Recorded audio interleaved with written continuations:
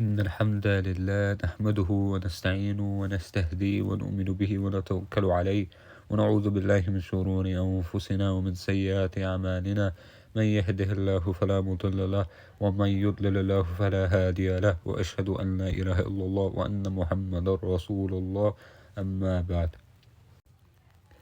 As we head into the 2024 presidential elections, many Muslims are preparing to vote in order to quote-unquote have their voices heard. As the war in Israel rages on with US support, many so-called Muslims are planning on abandoning Biden this year in this presidential election and voting Trump, quickly forgetting the crimes and violations Trump committed against Muslims worldwide. The truth is, there will not be any US or other than US president except that he or she is an enemy to Islam and Muslims, even if they portray themselves to love the Muslims. This is how the Kuffar are, and this is how they will always be. We've seen this time and time again. The Muslims of today are so mentally retarded that they rush like hungry pigs to eat the garbage thrown out to them by the Kuffar rulers and forget about how many disgusting crimes these individuals committed worldwide. They were so quick to forget about the massacre carried out by Putin and Assad and the entirety of the Rafida because they ate them up with some sweet words about the massacre in Gaza. Words that were not backed by action. Just like the pig rushes to eat the waste, forgetting about the good food in the kitchen. And just like the pig, they eventually get slaughtered by those whom they rush towards. And of course, when I say Muslims, I say this generally, although I don't mean every single one, rather the vast majority of them, especially those in the West. So before many of the brain-dead rush to participate in the upcoming elections, I wish to shed light on what the Islamic scholars have said about such matters. There are four predominant opinions regarding this matter according to my understanding, and I will state them all here, but only focus on one, which I believe is the safest course of action to take. The first view states that it is completely haram with no excuse, and the application of the lesser of two evils does not exist in such a situation. This is a view I've heard attributed to Salih al-Fawzan, and according to my understanding from his blog, it is also the stance of Imam Anwar al-Awlaqi taqabbalahullah. The second view is that it is haram, but the application of the lesser of two evils is a valid excuse to participate. I've heard this view attributed to Al-Albani, although in another recording I've heard him go against this view and say that the lesser of two evils cannot be applied in this scenario, although I've heard many others come with this stance. The third view regarding this matter is that it is kufr, however, if it is done to ward off evil, then it is permissible only for this sake. The fourth view is that it is kufr all the way and the lesser of two evils does not apply in this situation. This is the view of Sheikh Ahmad Musa Jibril Hafizahullah and his father Sheikh Musa Jibril Hafizahullah, and it is also the view of Sheikh Abu Muhammad al-Maqdisi Hafizahullah, amongst others. The fourth opinion will be the main focus of today's video, and we will share the statements of Sheikh Ahmed and his father regarding this. We will also share the statement of Imam Anwar al-Awlaqi. Although I said earlier Imam al-Awlaqi said it's haram and I didn't personally hear him say that it is kufr, there is an interesting conclusion him and our two beloved sheikhs came to, which I wish to speak on after you hear their statements. So let us start first off with the stance of Sheikh Ahmed Musa Jibril regarding this. So our beloved Sheikh Ahmed Musa Jibril Hafizahullah has two statements regarding voting. The first I would like to share with you, in which he says, voting in democratic elections contradicts the essence of Islam and negates one's tawheed. It's a practice for failures. The candidates they persuade you to elect are the ones whose hands are soiled with the blood of Muslims. Furthermore, the local and national so-called Muslim candidates they urged you to elect turned out to be LGBT supporters and advocates of the pornographic literature found in your children's schools, such as Ilhan Omar and the like. It is kufr and a corrupt practice. Absolutely no one or anything is worth the cost of your deen. Don't allow yourself to be tainted by the filth of voting and stay home. He also has a second, more detailed statement in which he says, once the reality is known of what is established in these democratic elections by way of voting, in that you are upholding a taghuti system which elects legislators besides Allah to supplant and challenge the law of Allah that was revealed to His Messenger sallallahu alaihi wasallam. Once this reality is established, there can be no excuse of maslaha or darura, dire need, in participating in this shirk and kufr. There is no maslaha that supersedes protecting the tawheed of people. Shaykh al-Islam ibn Taymiyyah said in his book, that which is impermissible within the Sharia is categorized into two types. The first type, that which the Sharia doesn't allow to be done in any circumstance, whether a dire need is present or not, such as shirk. So how foolish is it to forego the greatest maslaha by performing the greatest mafsada? What maslaha is mightier and heavier than tawheed, and what mafsada is mightier than committing the mother of all mafasid, i.e. shirk?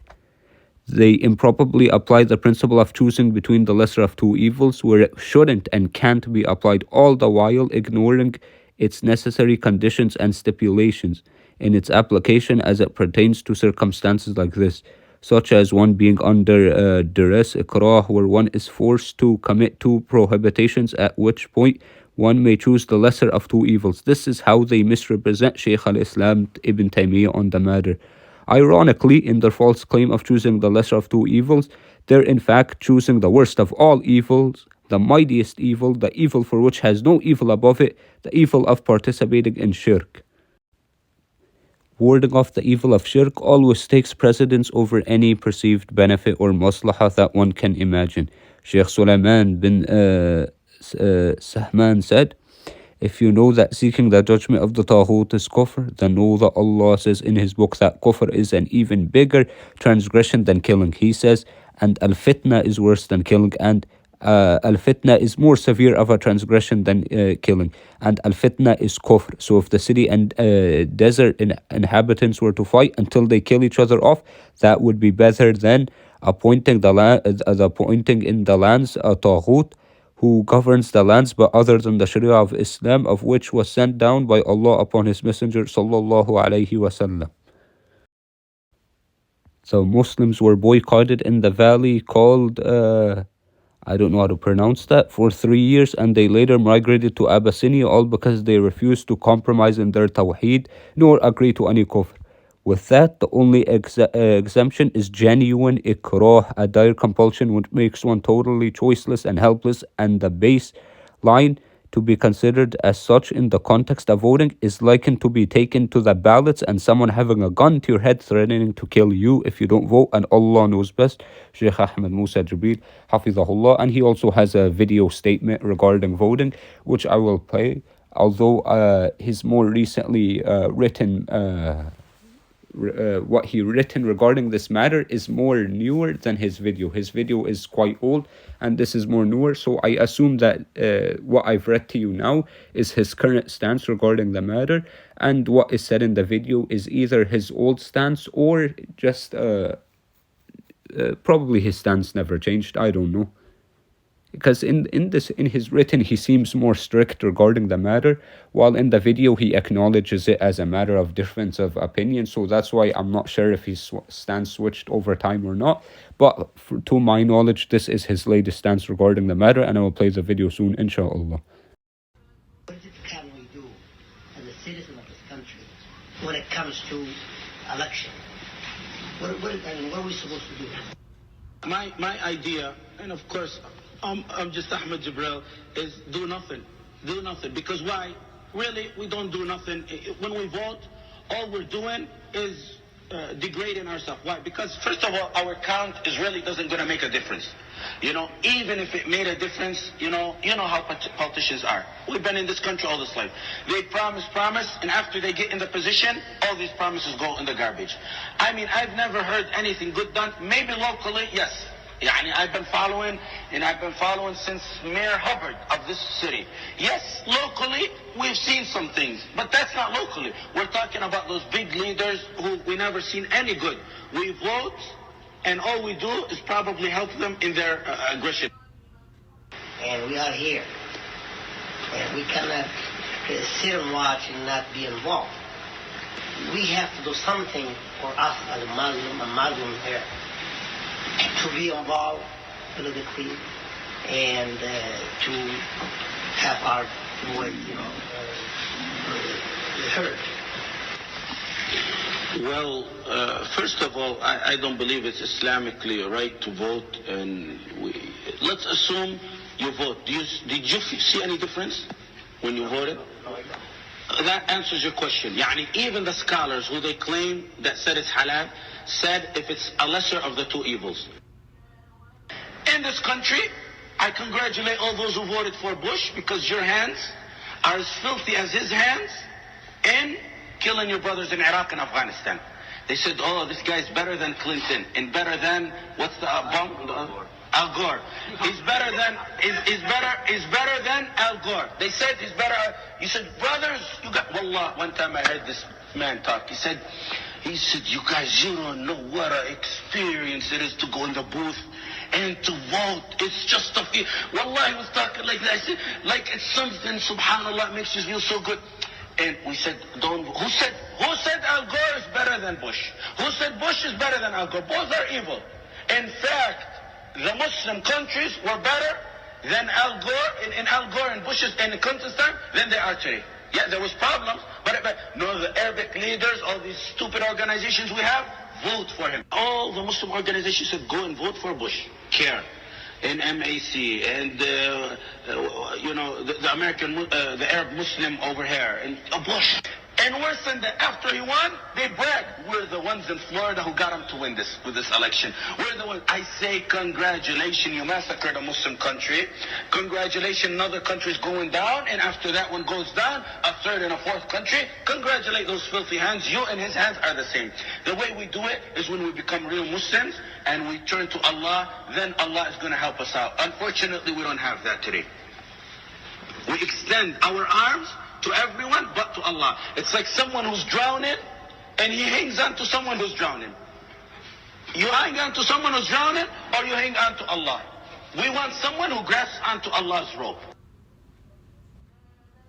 So as you can see from this video, the newer stance of Sheikh Ahmed Hafizahullah regarding this matter is a much more firmer stance compared to this much older video, but in which he criticizes those who vote, and he does not believe it is something that is Islamically correct to do. But he does not explicitly say that it is Kuffr in this video, although he does mention it clearly multiple times throughout his written speeches regarding this matter. His father, Sheikh Musa Jibril Hafizahullah, says, as for those who remain silent in the face of oppression, or chose to side with the evil rulers over your righteous brothers, or claimed the lesser of the two evils and voted in an election that leads to disbelief, just know you were fooled by some mere words. You chose them over the law of Allah. Indeed, the blood of innocent people are on your hands, along with your leaders. The destructions of lands is on you. Every mother that lost her child, every husband that lost his wife, every brother that lost his sister, you are at fault. You worshippers of your leaders are just like them. Murji'atul Asr, Yahud al-Qibla, those who sold their religion, their knowledge, and their devotional act for a worldly benefit, they sold the hereafter for a cheap price. And this is the end quote by the father of Sheikh Ahmed, Sheikh Musa Hafizahullah. Our beloved Imam Anwar al-Awlaqi says, Taqabbalahullah, regarding this matter. The Muslim community in the United States is busy with the vote and are debating who the Muslims should pick as their president. The argument presented is we are choosing between the lesser of two evils. In reality, it is more about being American and part of the system than it is about benefiting the Ummah. Because the fact of the matter is, there is no benefit in either candidate whatsoever. Democracy is an un-Islamic system, and we as Muslims should have nothing to do with it. Whether one looks at the roots and history of democracy or at the reality of democracy today, one can realize that it is a system that is not only different than the Islamic system, but it is opposed to it. Can't you see that the West, in its war against Islam, is offering the democratic system as an alternative to Sharia? So if the West, which is the founder of democracy, sees democracy as an opposing system to Islam, why are some Muslims still insisting on participating in it and adopting it as their political religion? Democracy is a Western system that was founded and developed in the West, and today the West, not the Muslims, have full authority and right to tell the world what democracy is and how it should be practiced and implemented. We have our own system of government, and likewise it is the Muslims who are going to define it and will not allow non-Muslims to meddle with our religion and teach us what is right from wrong. Muslims should seek to avoid any forms of participation in Western democracy. The promoters of participation in American elections argue that we are choosing the least of the two evils. This principle is correct, but what they are missing is that in the process of choosing the lesser of two evils, they are committing an even greater evil, the breaking down of the psychological barrier that should exist between Muslims and non-Muslims, the erosion of the aqidah of wala and bara, loyalty to Allah and disavowal of the enemies of Allah, and the risk of losing one's religions are evils that outweigh any benefit that may come out of such participation. Also, the types of candidates that American politics has been spitting out is absolutely disgusting.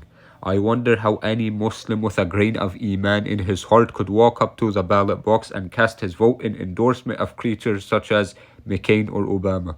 How can a Muslim sleep with a clear conscience after he has chosen the likes of George W. Bush? No matter how irrelevant your vote is on the day of judgment, you will be called to answer for it. You, under no coercion or duress, consciously chose to vote for the leader of a nation that is leading the war against Islam. There is also a strange belief among some that if we participate in these elections of the disbelievers, we will bring good to ourselves, while if we have trust in Allah and avoid the disbelievers as He wants from us, we will be missing out on some good and would draw harm to ourselves. They are so weak they believe we can only survive in today's world if we seek support from the enemies of Allah. But for the believers, Allah is sufficient for them, and they do not seek assistance from the leaders or governments of the disbelievers. There is no benefit for the Ummah in voting for the new American Pharaoh. End quote from our beloved Imam, Taqabbalahullah. So after hearing these statements, how could one's heart not tremble with fear of Allah and refrain himself from voting?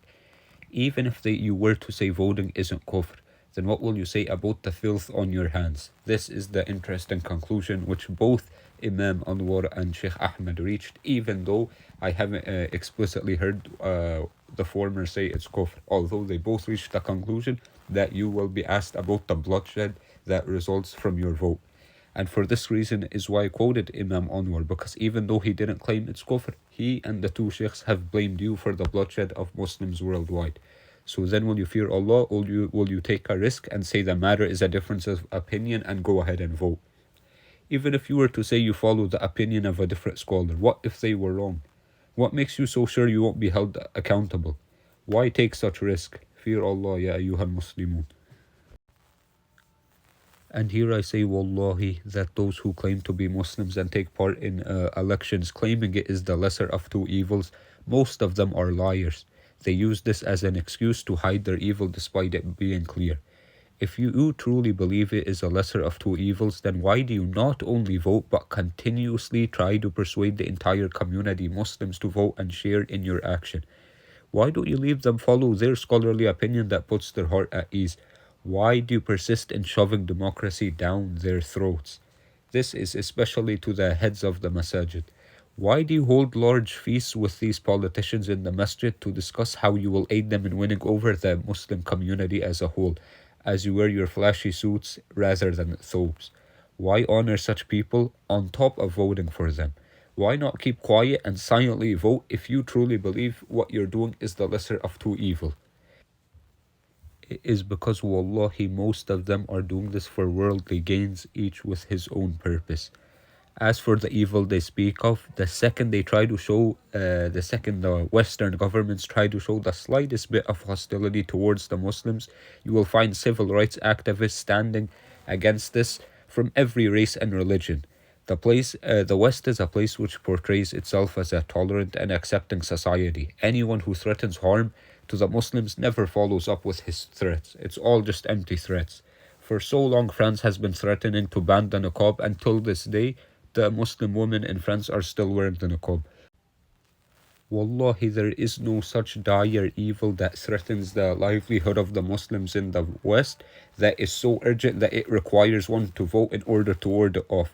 All of these tawaghit are the exact same, and nobody in his day-to-day life feels any different, whether it is Trump or power or other than him.